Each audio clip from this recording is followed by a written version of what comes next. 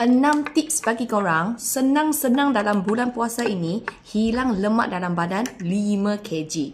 Pertama, korang kena cari makanan yang berkualiti tinggi dan juga natural. Seperti ayam, ikan, udang, tempe, tofu, sayur-sayur fresh, buah-buahan fresh. Bukan buah-buahan jeruk, bukan sayur-sayur kering macam keropok, rangup-rangup tu, itu bukan. Bukan juga macam hotdog, macam fish ball, meatball, itu bukan. Okay? Tips number 2, korang kena rancang dulu. Apa nak makan masa sahur dan apa nak makan masa buka. Kalau korang ada rancang, korang akan rasa lebih tenang hati, pun tidak telang kabut, jimat korang punya masa, tak terlebih beli dan terlebih makan. Yang ketiga, elakkan makanan tinggi gula seperti kuih muih, bahan-bahan kek-kek cookies macam tu. Kalau tidak, kalau korang makan banyak benda tu, korang akan lagi rasa nak makan tak henti. So bulan puasa ni korang akan rasa sangat susah nak kurus ataupun sangat susah nak hilangkan lemak dalam badan. Tips nombor 4. Sekarang kita bukan saja nak elakkan ataupun kurangkan makanan tinggi gula. Kita juga kena kurangkan makanan tinggi garam, MSG dan perisa-perisa tambahan dekat makanan kita. Sebab bahan-bahan kimia ni semua dia akan membebankan you punya badan dan mengurangkan you punya badan bakar lemak. Tips number 5 sangat penting, iaitu korang kena ambil lemak bagus.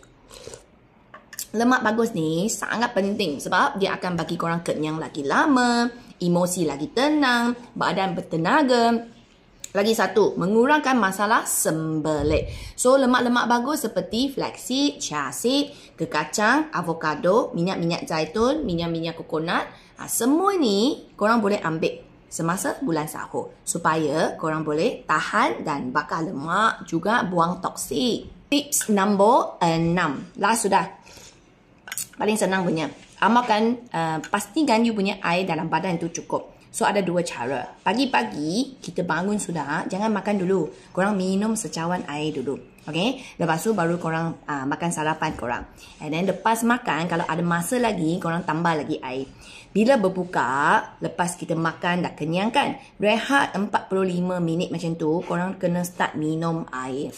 Okay, sebelum tidur 2 jam pula kita akan kurangkan air untuk elakkan kita bangun pergi toilet semasa kita tidur kan. Siapa yang amalkan 6 tips ini, you akan rasa badan dalam sebulan hilang ikut 5 kilo lemak dalam badan. Sebenarnya tak susah. Makanan yang tengah makan ni sangat sesuai kalau korang nak jadikan dia makanan sahur ataupun makanan berbuka. Sebab dia mematuhi semua ini. Kalau korang plan nak amalkan pemakanan sihat, nak kurangkan lemak dalam badan, korang masuk TikTok Shop Water Mami, dapatkan set sahur punya sarapan. Set ini dah boleh kasih korang minum 1 bulan. So, you beli saja 1 kali, 1 bulan punya sahur ataupun you punya berbuka, sudah tak payah pening kepala. Paling penting, dia sedap. Kalau korang nak tambah sikit buah-buahan, kasih blend, jadikan dia smoothie, pun boleh, tak ada masalah. Semoga kita semua berjaya kurangkan lemak dalam badan pada bulan puasa ini.